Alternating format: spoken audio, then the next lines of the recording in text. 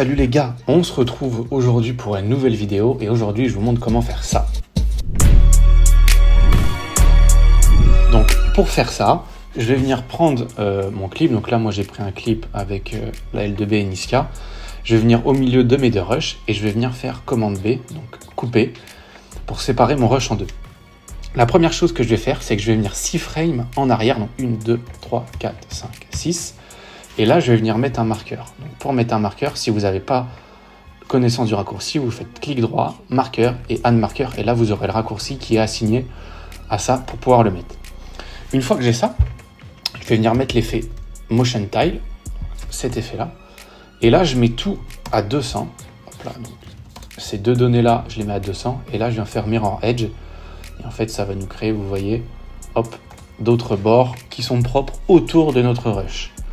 Donc, une fois que j'ai mis cet effet de Motion Tile sur le même rush, je viens mettre Transform. Et là, je mets une position ici, donc au début de mon marqueur. Et je vais venir à la fin. Et je vais mettre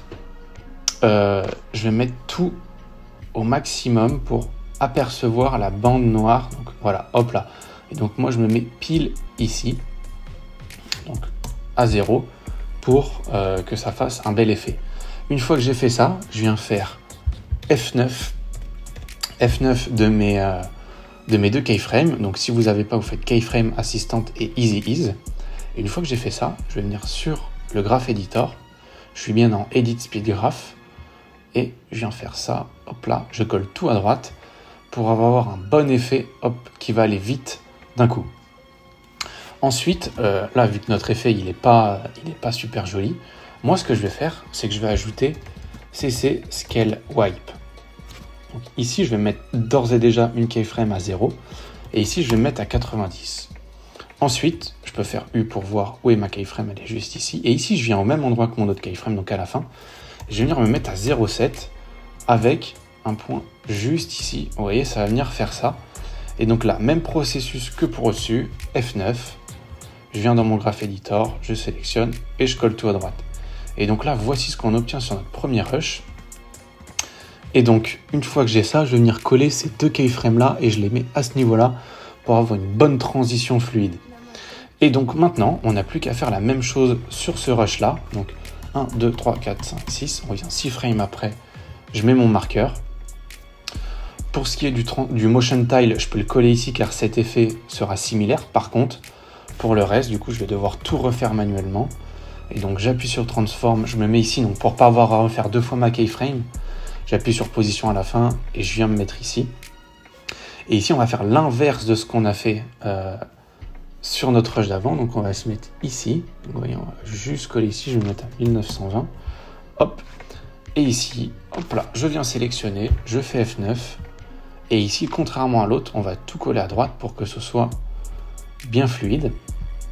Et donc ici, je viens mettre mon effet Scale Wipe comme sur le rush d'avant. Donc je viens ici pour mettre Stretch à 0. Ici je me remets au début, j'appuie sur moins 90 vu qu'on a l'inverse de l'autre. Le Center, je vais le mettre également à l'inverse puisqu'il nous faut le contraire de notre autre rush. Et ici je me mets à 0,7, la même chose. Et enfin je viens Easy Ease mes deux keyframes, je colle tout à gauche. Et voilà les gars. Donc une fois que j'ai ça, voici ce que ça me donne. Donc là, c'est déjà propre, mais il me manque un petit flou de mouvement. Et ce flou de mouvement, on va venir l'activer comment? On appuie juste sur ce petit icône ici.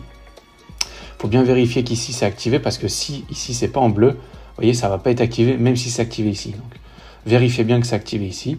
Et donc, voici ce que ça donne avant-après. Ça va nous donner un bel effet. Et donc, voici ce que ça nous donne sur notre rush. Et donc là, on a une transition qui est très très propre. Alors, on peut venir l'accélérer ou pas. Moi, je viendrai bien l'accélérer de une frame de chaque côté. Donc, hop, je me mets comme ça. Hop, hop. Et là, je vais venir fermer. Pour fermer, vous faites le U sur votre clavier. Ça va vous fermer toutes vos keyframes. Et voilà les gars, tuto fini pour cette belle petite transition. C'est vraiment très propre.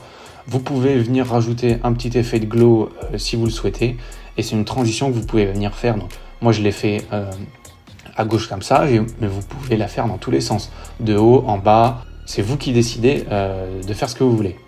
Les gars, j'en profite pour rajouter un petit truc. Donc vous pouvez également venir mettre un petit effet de whoosh, donc un sound effect, pour avoir ce son là. Donc ça rajoute un petit son, voilà.